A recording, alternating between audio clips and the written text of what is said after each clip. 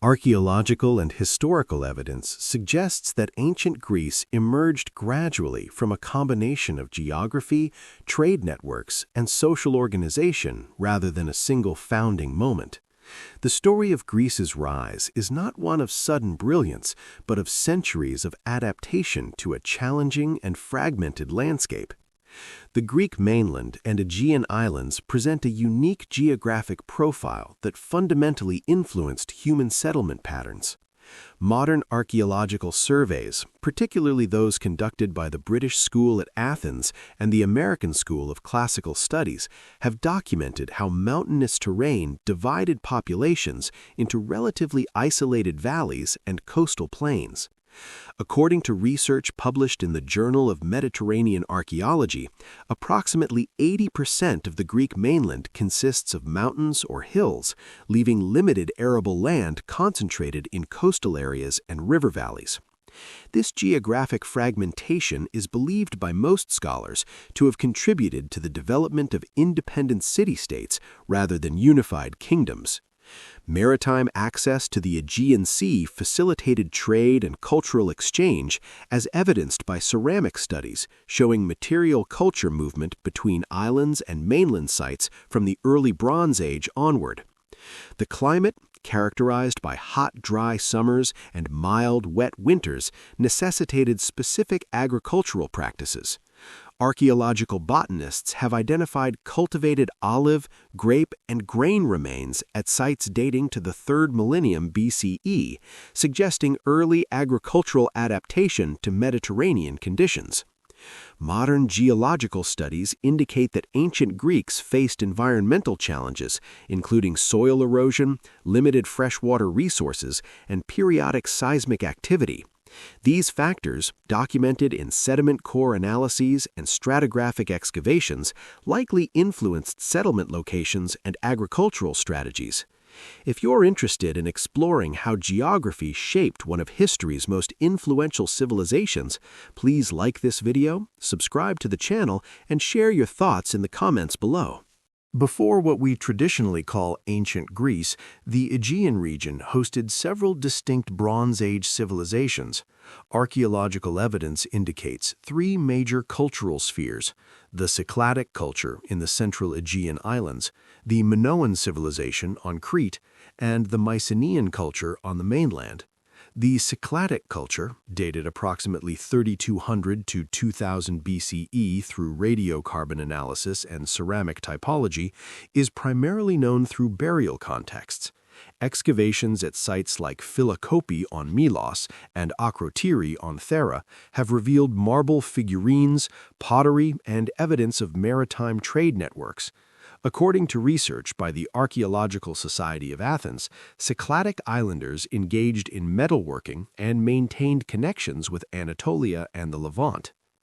Minoan civilization on Crete, flourishing approximately 2700 to 1450 BCE, represents the earliest complex society in the Aegean.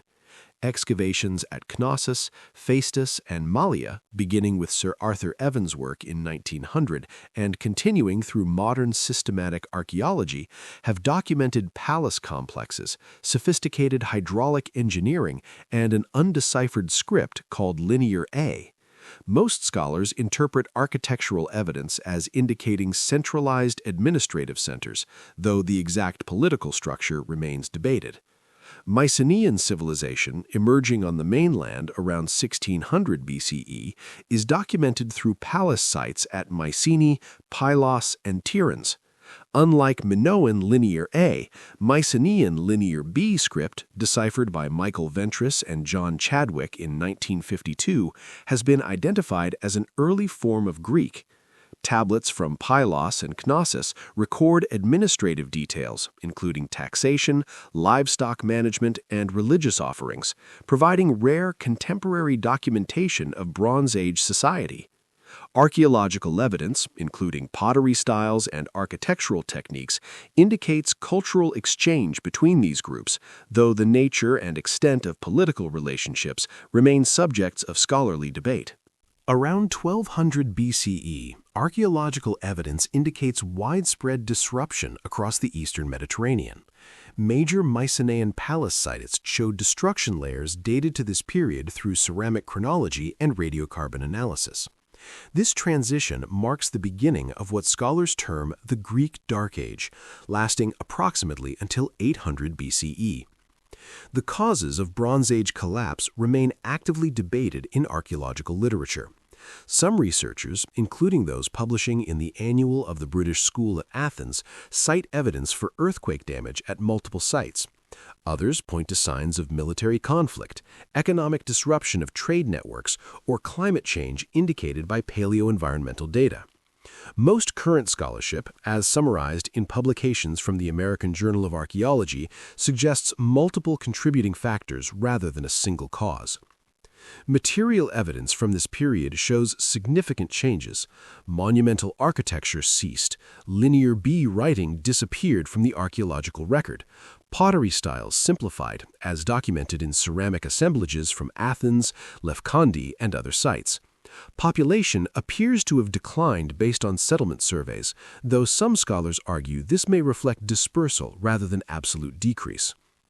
However, recent excavations have challenged earlier characterizations of this era as uniformly dark.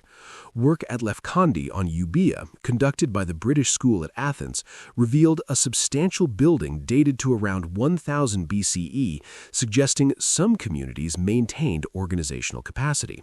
Similarly, continuing habitation at Athens and refuge settlements in mountainous regions indicate variable experiences across different areas. Trade did not cease entirely.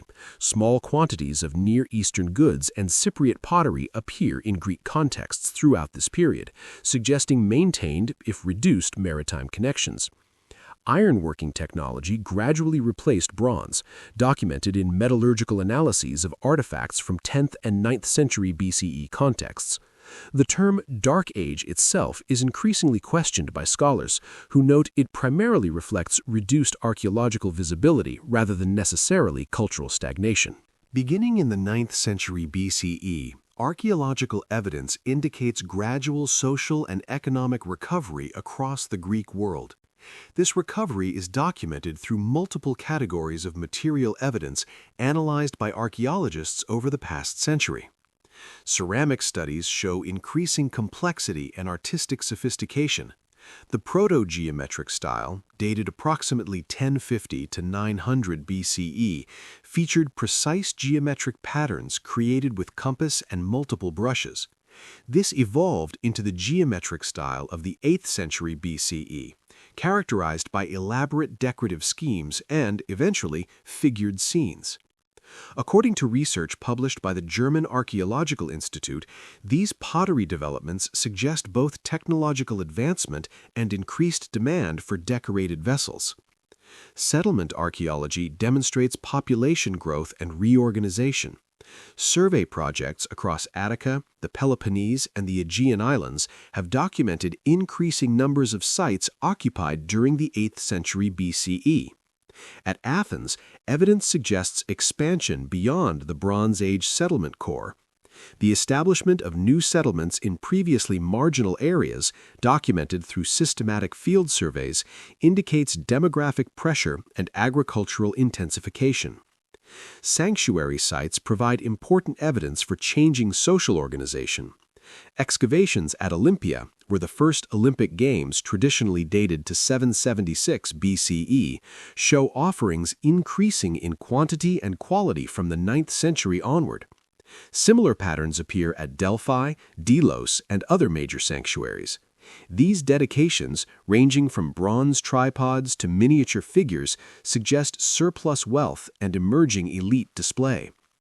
Long-distance trade resumed on a larger scale. Near Eastern objects appear with increasing frequency in 8th century contexts. Greek pottery reached markets in Italy and the Levant.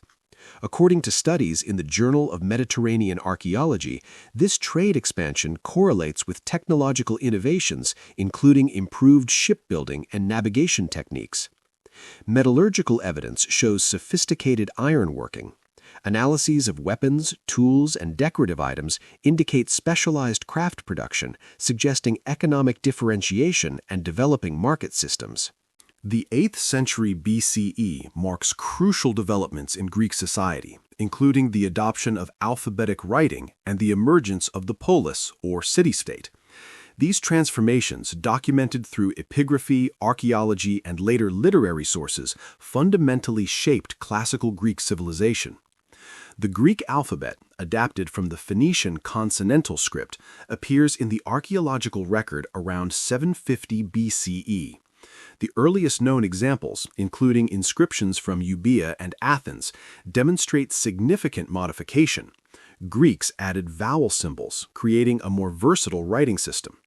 According to epigraphic studies published by the American School of Classical Studies, early Greek inscriptions appear on pottery, dedicatory offerings, and grave markers, suggesting literacy served both commercial and social functions.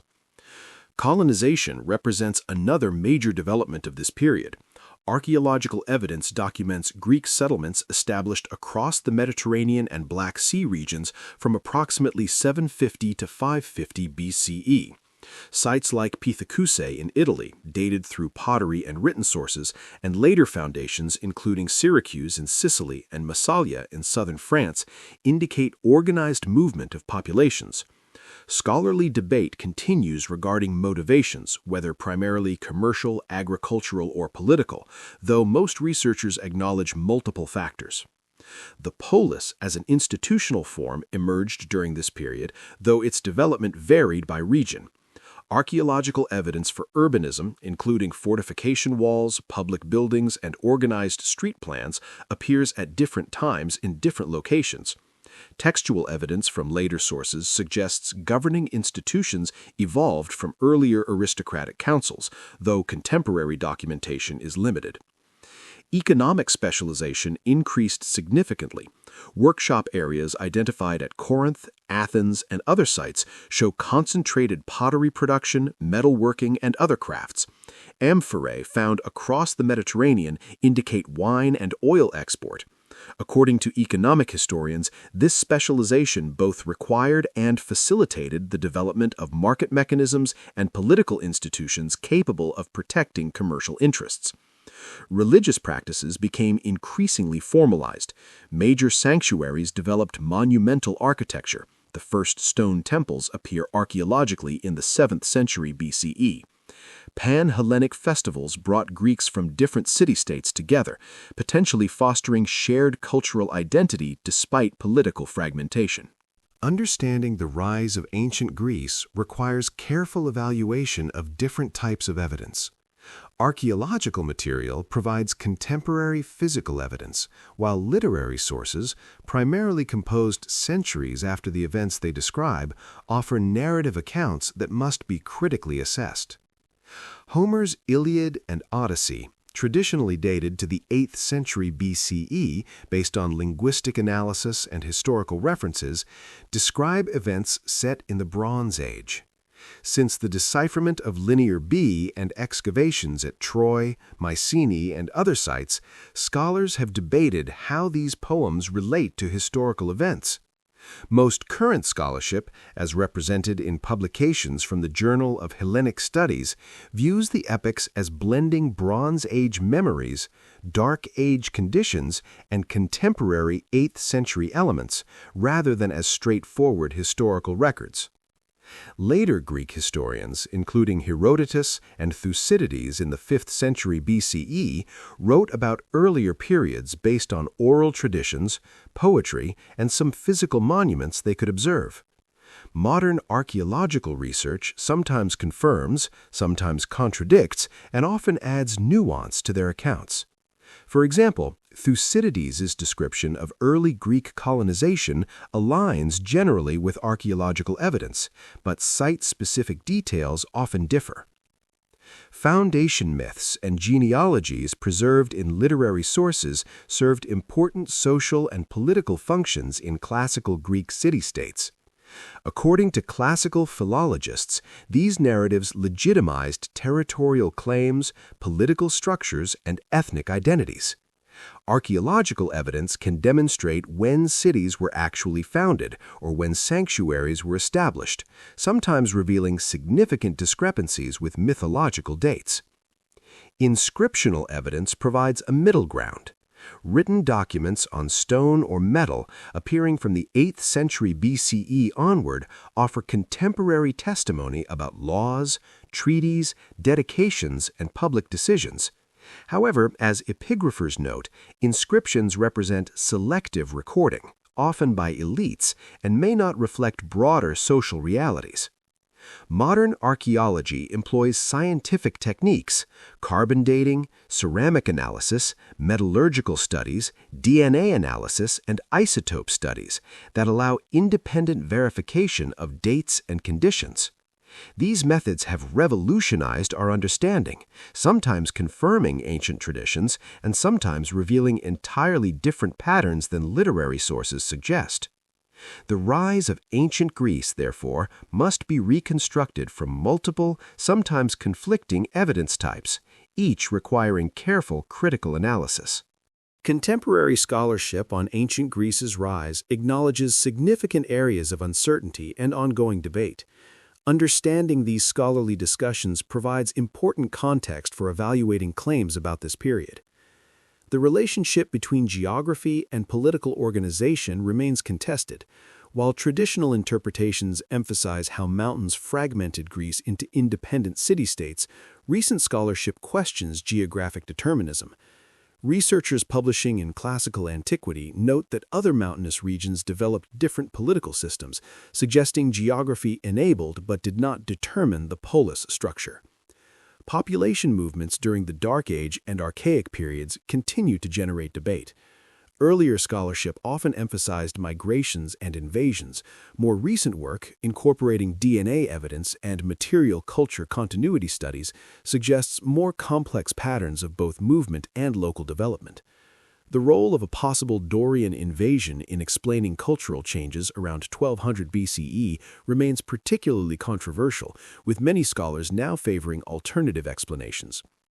Economic development patterns are reassessed through new archaeological methods. Studies of trade networks using ceramic analysis and lead isotope studies reveal more extensive early connections than previously recognized. Research published in the American Journal of Archaeology suggests economic growth may have preceded rather than followed political development in some regions, challenging traditional narratives about polis formation. Social structure in the Archaic period remains incompletely understood. While literary sources describe aristocratic dominance, archaeological evidence for wealth distribution and burial practices suggests more varied social configurations across different regions and time periods. Gender roles, slavery, and non-elite populations remain difficult to reconstruct from surviving evidence. The concept of Greek identity itself is questioned by contemporary scholars.